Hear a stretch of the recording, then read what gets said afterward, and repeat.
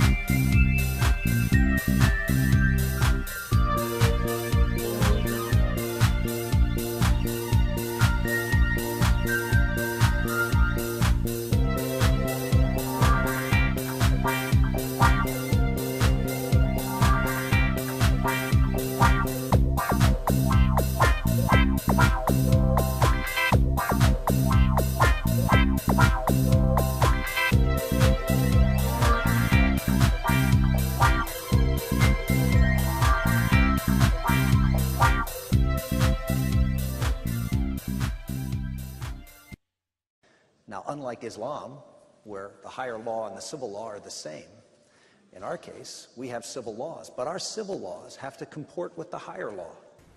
That's Marxism talk.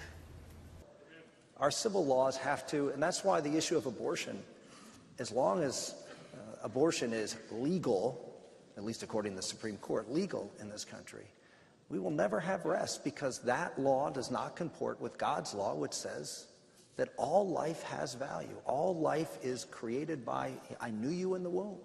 It's bull. One of the things I will talk about that no president has talked about before is I think the dangers of contraception in this country. The whole sexual libertine idea. And many in the Christian faith have said, well, that's okay. I mean, you know, contraception's okay. It's not okay, because it's a license to do things in the sexual realm that is counter to how things are supposed to be. They're supposed to be within marriage. They're supposed to be for purposes that are, yes, conjugal, but also immunitive, but also procreative. And that's the perfect way that a sexual union should happen. And when we take any part of that out, we diminish the end. If you can take one part out, that it's not for the purposes of procreation, that's not one of the reasons, then you diminish this very special bond between men and women. Mm-hmm. So why can't you take other parts of it out? And all of a sudden it becomes deconstructed to the point where it's simply pleasure. And that's certainly a part of it. And it's an important part of it, don't get me wrong. But there's a lot of things we do for pleasure. Mm-hmm. And this is special, and it needs to be seen as special. And again, I know most presidents don't talk about those things. And maybe people don't want us to talk about those things. But I think it's important that you are who you are. Mm-hmm. I'm not running for preacher. Mm-hmm. I'm not running for pastor. But these are important public policy issues. These have profound impact on the health of our society. Yeah. The original line that you didn't play, that President Kennedy said is, quote, "I believe in an America where the separation of church and state is absolute." That is not the founder's vision. That is not the America that made the greatest country in the history of the world. The idea that people of faith should not be permitted in the public square to influence public policy is antithetical to the First Amendment. and to fight within our schools. Why are Bibles no longer in public schools? Don't give me the Supreme Court. The reason Bibles are no longer in the public schools is because we let them take them out of the public schools. You say, well, we can't get them back in. Yes, we can. Yes, we can. Hell no, you can't! Well, what do we say to the drug companies? Too bad. These kids need the drugs, or this person needs the drugs. You can't charge what it costs. And we say, oh, I'm sorry, drug companies, you're greedy, you're bad. We need you to have, no, you can't make a return on your money. Then we will freeze innovation. If that's what you want, that's not how the market works. People have no problem going out and buying an iPad for $900. But paying $900 for a drug, they have a problem. Some kids in the hospital and oncology floor die because they can't afford the same treatment. Well, that's not smart. Everybody kids have. Well, this is the point that she's making. These drugs are really expensive, and therefore we should not let drug companies charge that. He's alive today because drug companies thought that they would make money in providing that care. And if the drug company didn't think they could make any money from providing that care, I hate to put it in these terms, but that drug wouldn't be here.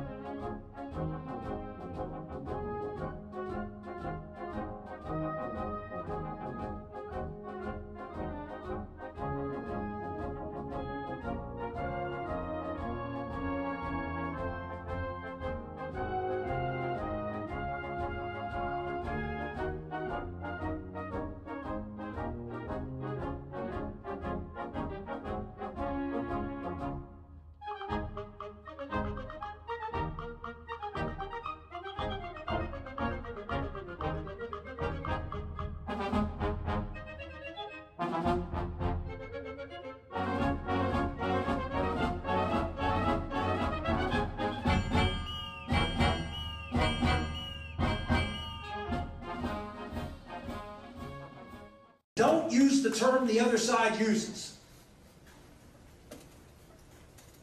Who does Barack Obama talk about all the time? The middle class. Since when in America do we have classes? Since when in America are people stuck in areas or defined places called a class? That's Marxism talk. It's coming. This isn't about tolerance. We tolerate. Christians are the most tolerant people in the world. It's bull. Tolerance is different than approval. We love everyone. We know everybody sins. We know we all fall short. And that's what we tolerate, because we know we all fall short.